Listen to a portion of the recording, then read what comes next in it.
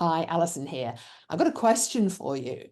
If COVID was the trigger for your chronic exhaustion, what primed and loaded your gun? There's some food for thought there, but there's been quite a lot in the media over the last few days about long COVID and about its impact in the long term on healthcare staff in particular. And that a lot of that is around nurses raising claims for compensation. But also we have seen the launching of a new charity called Supporting Healthcare Heroes UK. And I'm going to put a link down below for anybody who's interested in that new charity. So this question of guns, the metaphor of the gun with the trigger and the loading, what is it that actually, I suppose, caused your chronic exhaustion? And in the current climate in the NHS, where we have really short consultation times with GPs, there's a lot of pressure. And a model of medicine which focuses on your symptoms as a diagnostic tool, rather than going back into your past history to try and get the bigger picture of what else has been going on that might have contributed to your illness. And all that makes it really easy to slip into confusing the trigger for an illness with its cause. And what I see a lot is that people with chronic exhaustive conditions tend to talk initially as if nothing came before that trigger. Whether that might be a virus like COVID or Epstein-Barr, or in other cases, it might be cancer, it might be an operation, but it also might be something emotional like a divorce or a bereavement. So they talk about the trigger as if it is the cause. And what that does is it really limits your perceptions, your ability to see what you might be able to change that would have an impact on your illness. And it fixes you into this model where there's a single cause, and because there isn't a medical cure, you just need to wait until science catches up and it can give you a cure. And I've been in the kind of the field of chronic exhaustive conditions now since 2018, which is when I was diagnosed with fibromyalgia, and I joined the chrysalis effect shortly afterwards. So I've spent years being surrounded by people who are on the recovery journey, being supported by people who are fully recovered, and learning to recognize the really strong patterns in the backgrounds of people with these conditions. That within the chrysalis effect, Elaine has developed into what she calls the ME profile.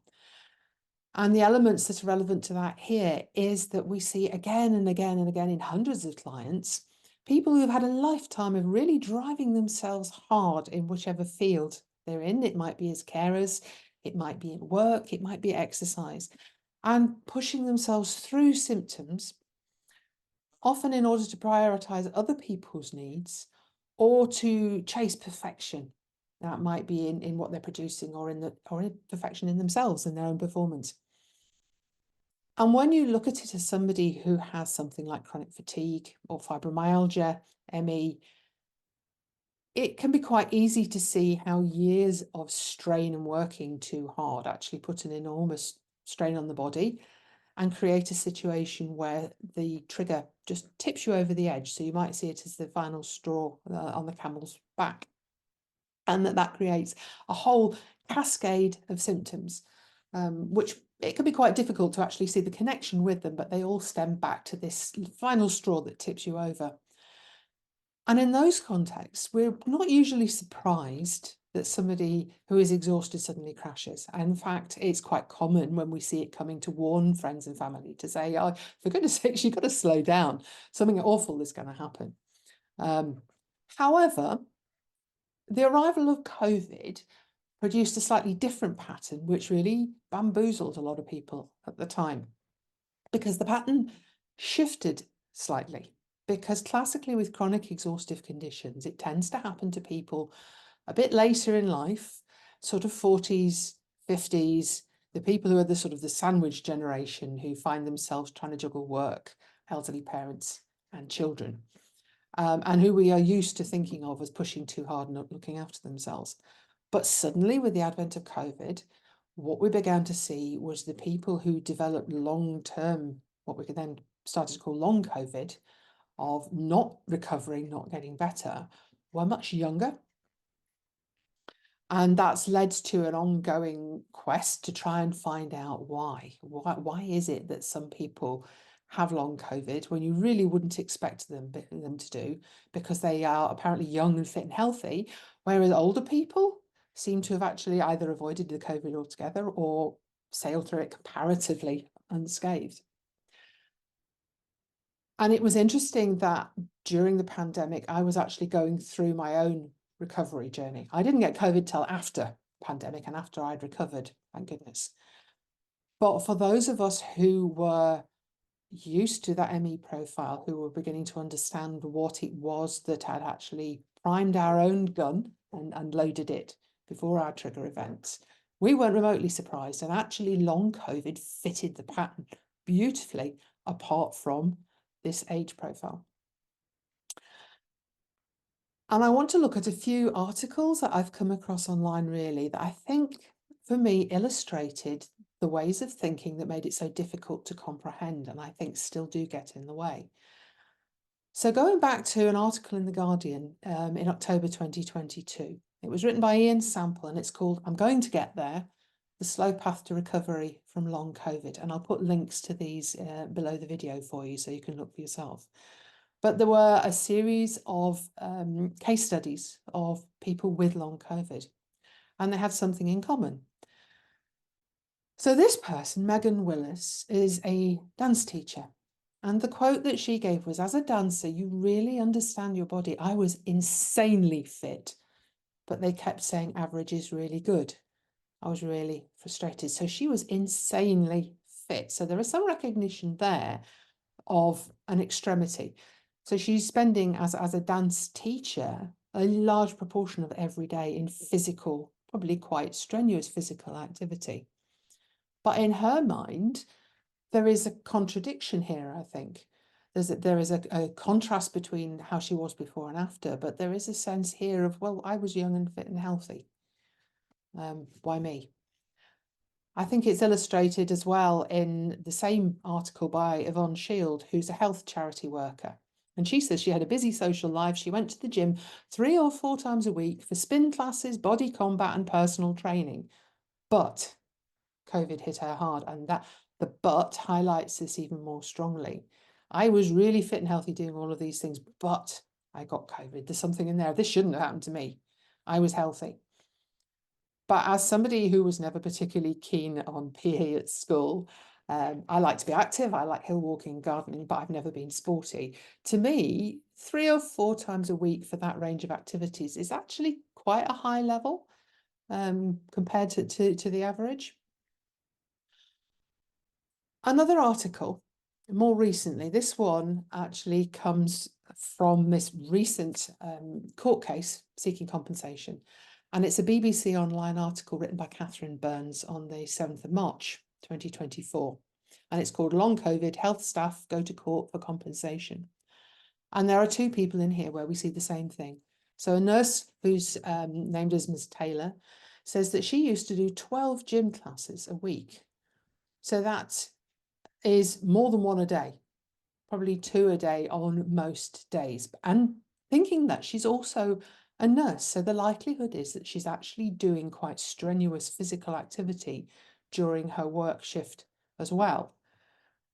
So is Ms. Taylor going to the gym before she does a shift, doing a full shift, and then going to the gym again? That seems like an awful lot of exercise, again, compared to the average person. And then the second person that we see here is Mr. Easton, who's a nurse who said he had amazing health before the pandemic. He loved running, often half marathons or 10K races. So somebody else who's also doing an awful lot of exercise, which is putting his body as a nurse under a lot of strain. And it's interesting to look at this in the context of the scientific research in the area of sports medicine. Because one of the things that has been shown is that when people do an extreme form of exercise, like a marathon, it takes an awful lot physically out of the body. You're in an ongoing state of burning energy and not replenishing your resources for a considerable period of time. And what that does, and I'll put links below to some of the research here, is that it punches a whacking great big hole in your immune system because your body simply cannot do everything at once. So while you might think of yourself, if you're doing 12 gym sessions a week and shifts, or running 10Ks, when you do that, you are putting your body under as much strain, possibly more, than those people who work very long hours or put a huge amount of effort into caring for parents and children and juggling everything all at once. And then when you add to that a really vicious virus such as COVID was, it's hardly surprising that COVID forms that final trigger to the gun that has already been loaded and primed by the physical demands that you have been placing on your body. I think one of the problems that we have as a society is a tendency to see things in very black and white terms, as there is healthy activity and there is unhealthy activity. It's a bit like there is healthy food and there is unhealthy food. So when I go to the service station to try and pick up a quick snack when I'm on the move, I might reach for the flapjack because it's made with oats and oats are healthy. And I completely ignore the fact that it's also packed full of sugar and butter because oats are healthy.